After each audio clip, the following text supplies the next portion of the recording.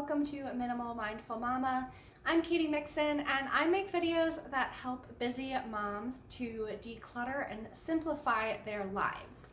When I first had my second daughter, I was really overwhelmed and just felt like I couldn't ever catch up and didn't have good systems in place that enabled me to be able to actually spend time with my children. And I felt like I just spent all of my time trying to organize and clean and could never ever seem to catch up to the point where I had free time. As I incorporated aspects of the hygge type of lifestyle, and as I found good systems that I was able to simplify my routines, I was able to feel much better in my role as a mother. I was much calmer of a parent, and I definitely found more time that I felt like I could actually sit and play with my children. I've mentioned before how it's okay to take a break and leave the dishes or laundry for another time and get down on the floor and play with the kids. But that can be really overwhelming if you don't have good systems and routines in place to help you keep up with things on a daily basis. Because if you're like me, you might think it doesn't matter because you're still going to have to do the work later. In today's video, I'm going to be talking about systems and routines and a few of the routines I've incorporated into my daily life so I can more easily stay on top of the chores that need to be done. Of course, this isn't an exhaustive list. I'm going to mention a few things that have worked for me, but each person is different and each home and family is different. So hopefully these can inspire you and give you ideas of ways you can make small changes to help everything in your home go more smoothly. This is all still a work in progress for me as well. I definitely am not the most routine person. So if you have additional tips or hacks or routines you've incorporated that have helped you, please comment down below. I'm always looking for new ideas, and I'm sure other people watching are as well since they clicked on this video. And be sure to read through the other comments as well, as you might click more with another idea than the ones I'm sharing in today's video. One of the very first systems I implemented was laundry. Laundry is one of those things it's so easy to get behind on, and then once you're behind, it takes so long to catch up.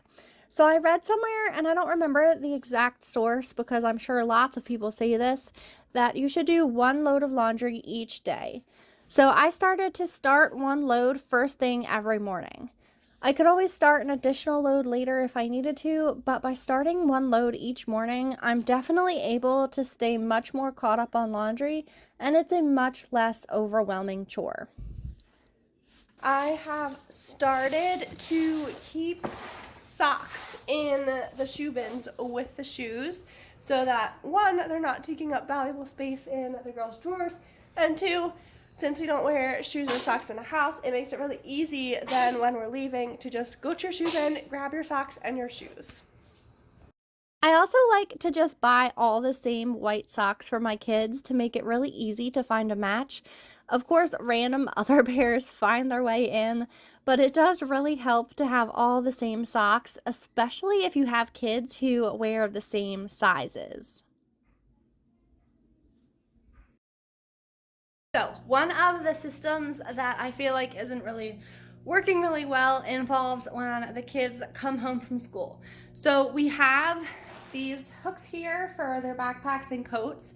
So whenever they come home, they just hang up their coats and backpacks, and that seems to work pretty well. However, they like to get their folders out of their bags and go through and get out all of their school papers, which contributes to a lot of mess on the table and on the floor. So I want to come up with something that is going to be a routine so when they get home they have somewhere to immediately put their folders and their papers. So I think that I'm going to use our little sideboard here. I currently have this basket as like an out basket of things that, like, these I need to return to my mom, this needs to go in the car, this needs to go in the shed, etc.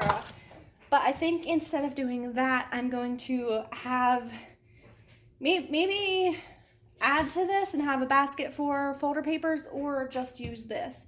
And that way when they come in, they can put their school papers in a basket and it'll be contained. And that way then I can look through it, I can see the pictures that they want me to see, but also then it's not all over the room, and then I'm able to quickly go through it and determine which things are just like worksheet pages that we don't really need to keep, and then which ones are more special art pieces that we'll display for a little bit on the fridge first. Finally, I've started to keep a donation box going at all times. I like to keep this out of the way where stuff won't get taken back out of it, but this allows me to throw things in there whenever I find things to declutter.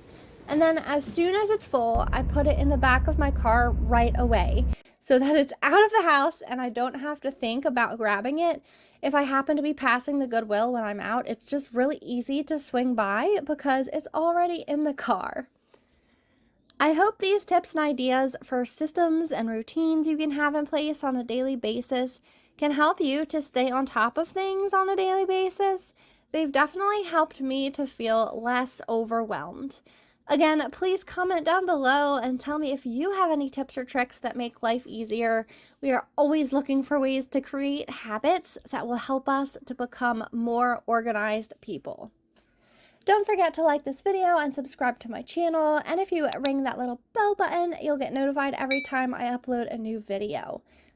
And don't forget to take a look at the other comments as well to see if other people have tips or tricks that might also be helpful to you.